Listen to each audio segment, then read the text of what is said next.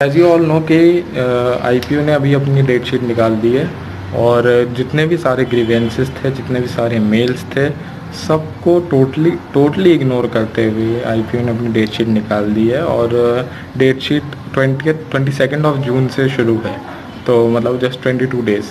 सो 22 days भी issue नहीं है, तैयारी हमारी पूरी है। बट द इशू इज़ कि जाना कितना रिस्की है। हमारे घर पे पेरेंट्स हैं, हमें एक बार को हो जाए वी डोंट केयर, ठीक है, बट हमारे पेरेंट्स भी हैं, उन्हें डायबिटीज़ है, वो एजिड हैं, कई लोगों के पेरेंट्स, कई लोग ओनली चाइल्ड हैं।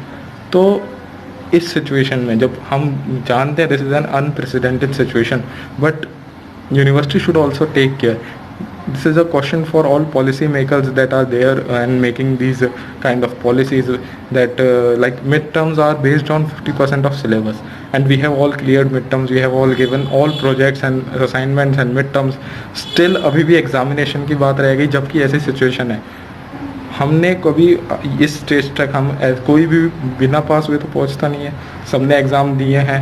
ये एक ऐसी सिचुएशन आई है आउट ऑफ नोवेयर, तो इस सिचुएशन में थोड़ा रिलैक्स कर देने में क्या दिक्कत थी मुझे समझ नहीं आ रहा बिल्कुल भी। बट हमें फोर्स करा जा रहा है कि जाओ और एग्ज़ाम दो और अपने आप को इस सिचुएशन में डालो, कोविड पॉजिटिव हो।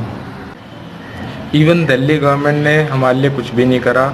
जब जेएनयू में कुछ ना कुछ सिचुएशन होती है या कुछ वो गलत करते हैं, तब हमारे सीएम सर बड़े आराम से जाके वहाँ पे बैठते हैं, सब उन्हें दिलासा देते हैं। लेकिन हमारे लिए जो पूरे साल मेहनत करते हैं, पॉलिटिक्स में इंटरेस्टेड ही नहीं है, हम तो अपना करियर बनाना चाहते हैं, और हमारे लिए कोई पॉलिटिशियन कोई कुछ भी सामने नहीं आया है। मुंबई गवर्नमेंट ने, महाराष्ट्र गवर्नमेंट ने काफ़ी अच्छा सोल्यूशन निकाला है, बट ये एरोगेंस है गवर्नमेंट की या क्या है आई डोंट नो। बट हमने hundreds of retweets and mails करे हैं गवर्नमेंट को, अरविंद केजरीवाल सर को, मनीष सिसोदिया सर को, उनके सेक्रेटरीज को, और मैनी अथॉरिटीज़ ऑफ गवर्नमेंट। हमने पहुंचने की कोशिश करी है, एलजी तक पहुंचने की कोशिश करी है। एलजी ने इवन हमारा मेल रिवर्ट भी करा था, रिवर्ट करा था एंड फॉरवर्ड करा था सीएम ऑफिस को, बट उस पर कोई एक्शन नहीं लिया गया। और अब हमारे पास ऐसा डिसीजन आया, अरविंद केजरीवाल सर न्यूज़ पे बोलते हैं कि हमारे पास सारे अरेंजमेंट है। तो सर अरेंजमेंट है तो हम पे यूज़ करने क्या वो अरेंजमेंट? आपके पास अरेंजमेंट है तो आप हम ही पे यूज़ करोगे, स्टूडेंट्स पे जो कि अपना फ्यूचर बनाने पढ़ने जाते हैं, और आप एग्ज़ामिनेशन फोर्स कर रहे हैं हमारे पे। एग्ज़ामिनेशन हमें कभी इशू ही नहीं था, हमने कभी इसे पॉलिटिकल माना ही नहीं। ये एक सिचुएशन है कोविड की और पूरा वर्ल्ड लड़ रहा है इससे, बट आपको हमारी सिचुएशन समझ नहीं आ रही। मैं बिल्कुल भी पॉलिटिकल नहीं करना चाहता था इसे, इसलिए मैंने कभी ऐसे कुछ डायरेक्टली बोला नहीं। But I think politics is the only way कि अपनी कोई बात सामने रख सकते हैं इस कंट्री में। और लिटरली मैं बहुत ट्रस्ट करता था अपने सिस्टम्स पे और अथॉरिटीज़ पे, बट ऐसे एक्शंस लिए जा रहे हैं तो एक ट्रस्ट ब्रेक हो रहा है हमारा, क्योंकि हमारी कुछ भी नहीं, बिल्कुल भी नहीं सुनी जा रही। और इनफैक्ट अगर आप इतने श्योर हैं अपनी फैसिलिटीज़ को लेके, तो या तो यूनिवर्सिटी या दिल्ली गवर्नमेंट हमें इंश्योर कर दो कि अगर सपोज़ कोई कोरोना पॉजिटिव होता है तो उसे लेट्स से 50 लाख का सम दिया जाएगा, इंश्योरेंस कर दो आप हमारी, हमें कोई दिक्कत नहीं है। बट आप ये समझिए कि हमें घर भी आना होता है, और कई बच्चे ओनली चाइल्ड हैं, कई बच्चे बाहर से आ रहे हैं, यूपी से, बिहार से, मध्य प्रदेश से, राजस्थान से, काफ़ी सारे बच्चे हैं ऐसे। वो बच्चे आते हैं, फ्लैट में रहते हैं, और लड़के लोग तो वैसे भी, लड़कियों के फ्लैट अच्छे होते हैं, और लड़के लोग वैसे भी एक फ्लैट में 4 रह रहे हैं, 5 रह रहे हैं, कुछ भी कंडीशन हो सकती है, लड़का लड़की मैटर नहीं करता। बट आप क्या चाहते हैं सर? आप हमारी नहीं सुनी गई बिल्कुल भी, ना मीडिया ने सुनी, ना गवर्नमेंट ने सुनी, और शायद मैं ये वीडियो भी वेस्ट ही बना रहा हूँ, कोई भी अभी भी नहीं सुनेगा। सबसे ज़्यादा बेकार रोल हमारा इस एग्ज़ामिनेशन के पूरे इस प्रोसेस में ये रहा है मीडिया का। मीडिया ने कुछ नहीं करा। मीडिया केवल जेएनयू, जामिया जैसे इंस्टीट्यूट्स की सुनती है, और हम जैसे जेन्युइन स्टूडेंट जो पूरे साल हार्ड वर्क करते हैं, पॉलिटिक्स वगैरह में ज़्यादा इन्वॉल्व नहीं होते, अपनी पढ़ाई में ध्यान देते हैं, हमारी लिटरली में कोई नहीं सुनता। हमने मीडिया हाउसेस को मेल करें, मेरी पर्सनली न्यूज़ 18 से, क्विंट से, दैनिक भास्कर से, इन सब से बात हुई है। आज तक एबीपी एंड ऑल को हमने कई सारे मेल्स करे हैं और ट्वीट्स करे हैं, 100 ट्वीट्स हुए हैं। सारे न्यूज़ हाउसेस को कवर करते हुए, बट हमारी बात कभी सामने नहीं रखी गई, हमारे प्रॉब्लम्स कभी सामने नहीं रखे गए। इस बात का दुख है। अगर यही कोई और इंस्टीट्यूट के लोग गाड़ियां जलाते, दंगे करते या कुछ और करते तो उनकी बात ज़रूर सुनी जाती। उनके लिए तो सारे मीडिया हाउसेस अपने कैमरा रेडी रखते हैं, बट हमारे लिए, हमारे जैसे जेन्युइन स्टूडेंट्स के लिए कोई कुछ नहीं कर रहा। यही बात है जो main there is the reason कि डेमोक्रेसी इज़ अ मिथ। क्योंकि एक्चुअल में जो स्टेक होल्डर है, जो रियल पर्सन है, जो ग्राउंड लेवल पे काम कर रहा है, उसकी बात कभी नहीं सुनी जाती, जैसे कि हमारी नहीं सुनी गई। और ये अब हमने इस एज में आके फील करा है। हमें लगता था हमेशा जो न्यूज़ एक्चुअल है वो हमें मिल रही है, बट ऐसा नहीं है। केवल स्पाइस्ड अप न्यूज़ मिलती हैं और एक्चुअल जिसे प्रॉब्लम होती है वो कभी उसको नहीं सुना जाता। सबसे बड़ा इस सिचुएशन में क्वेश्चन है अथॉरिटीज़ पे, जो कि डिसीजन मेकिंग अथॉरिटीज़ हैं। कोविड-19 ने फोर्स करा है इन डिसीजन मेकिंग अथॉरिटीज़ को चेक करने के लिए कि कौन कितना एफिशिएंट है। और लिटरली में आईपीओ की अथॉरिटी ने ये कहा है कि लॉकडाउन खुल गया और पेपर दो। नंबर्स क्या जा रहे हैं, 2 लाख पेशेंट जा रहे हैं, ये नहीं देखा गया। दिल्ली में 20,000 पेशेंट हो रहे हैं, ये नहीं देखा गया। रोज़ कितने पॉजिटिव केसेस निकल रहे हैं, ये नहीं देखा गया। पेपर देने जाएंगे, आप कितनी ही सोशल डिस्टेंसिंग कर लीजिए, रिस्क हमेशा रहता है। अगर कोई कोविड पॉजिटिव बच्चा है, स्टूडेंट है, तो उसका क्या होगा?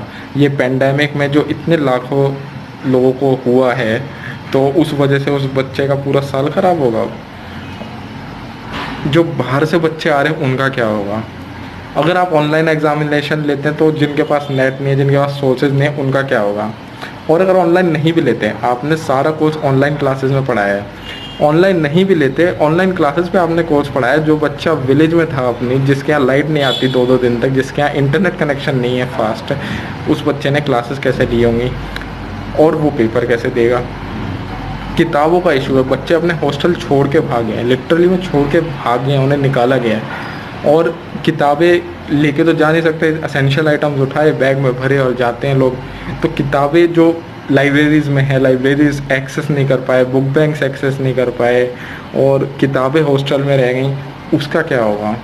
ये सारे इश्यूज़ कम्प्लीटली इग्नोर कर दिए गए हैं और लिटरली में कह दिया गया कि लॉकडाउन खुल गया और पेपर दो। मतलब पॉलिसी मेकर्स का केवल यही काम है कि लॉकडाउन खुल गया, जो सेंटर से अथॉरिटी है कि लॉकडाउन खुल गया पेपर दो। पॉलिसी मेकर्स लिटरली में एक भी फैक्टर नहीं देख रहे इनमें से। आप स्टूडेंट्स को हैंडल कर रहे हैं सर, आप कोई कैदियों को हैंडल नहीं कर रहे कि उनकी सज़ा है। इनफैक्ट तिहाड़ जेल से भी लोगों को छोड़ दिया गया इस सिचुएशन में। This situation requires drastic measures, लेकिन आपको केवल पेपर लेने हैं। एंड इनफैक्ट जब हम मिड टर्म दे चुके हैं और इतने सारे असाइनमेंट्स दिए हैं, इतने सारे प्रोजेक्ट्स दिए हैं, तो स्टिल ये बात रह जाती है। और एग्जामिनेशन से तो कभी प्रॉब्लम हुई नहीं आज तक, तो किसी ने भी नहीं सुना कि कोई स्टूडेंट्स एग्जामिनेशन के अगेंस्ट खड़े हो रहे हैं। बट ये सिचुएशन ऐसी है, हमें होना पड़ रहा है, हमें कहना पड़ रहा है, बट अब हम क्या करें? अब डेट शीट आ गई है, हम भी डरते हैं अपने करियर के लिए। हमारे घर वालों ने इतना पैसा लगा के हमें बड़ा करा है इतना, अब ठीक है हम यही करेंगे, स्टिल ये बात रह जाती है। और एग्जामिनेशन से तो कभी प्रॉब्लम हुई नहीं आज तक, तो किसी ने भी नहीं सुना कि कोई स्टूडेंट्स एग्जामिनेशन के अगेंस्ट खड़े हो रहे हैं। बट ये सिचुएशन ऐसी है, हमें होना पड़ रहा है, हमें कहना पड़ रहा है, बट अब हम क्या करें? अब डेट शीट आ गई है, हम भी डरते हैं अपने करियर के लिए। हमारे घर वालों ने इतना पैसा लगा के हमें बड़ा करा है इतना, अब ठीक है हम यही करेंगे कि क्योंकि कोविड से तो 3% ही चांस है मरने का, लेकिन अब ठीक है जो भी है हम करेंगे, क्या करें? क्योंकि हमारी लिटरली में कोई नहीं सुनता, ना मीडिया सुनता, ना गवर्नमेंट सुनती है। और ठीक है आप लोग इसे शेयर कर देना या कुछ भी कर देना, बट बात अभी भी नहीं पहुंचेगी। यही फैक्ट है, यही रियलिटी है। आप गाड़ियाँ तोड़ो, आप धरने करो, आप फिजूल के प्रोपोगेंडा चलाओ, आपकी बात सुनी जाएगी। आप अपने राइट के लिए खड़े हो, आप इसलिए खड़े हो क्योंकि आपको एक वायरस, डेडली वायरस जो फैला हुआ है दुनिया में, वो ना हो जाए, कोई नहीं सुनेगा आपकी।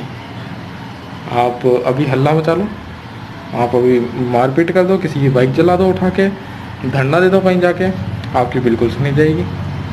यही वजह है, जैसे मैंने कहा कि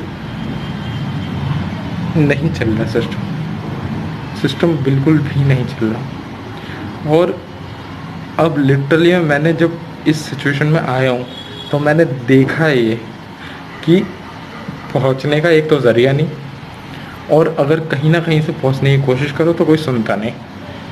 लिटरली मैं सीएम सर को किसी रिपोर्टर के हेयर कट की एंजॉय और हेयर कट समथिंग पे ज़्यादा इंटरेस्ट है, बट हमारे में नहीं है।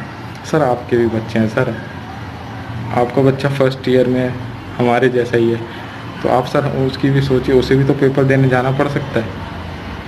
और सर आईआईटीज़, आप आईआईटीज़ से हैं, प्रीमियर इंस्टीट्यूट है इंडिया का, जब वैसे इंस्टीट्यूट कैंसिल कर सकते हैं तो आईपीयू क्यों नहीं कर सकता? जब महाराष्ट्र गवर्नमेंट एक सल्यूशन निकाल सकती है तो आईपीयू दिल्ली गवर्नमेंट क्यों नहीं निकाल सकती सर? बट ठीक है, हमारी बात तो पहुंचती नहीं, हम रेंट करते रहे, हम बोलते रहे, कोई फ़र्क नहीं पड़ता। सो ठीक है, जो है क्या करें।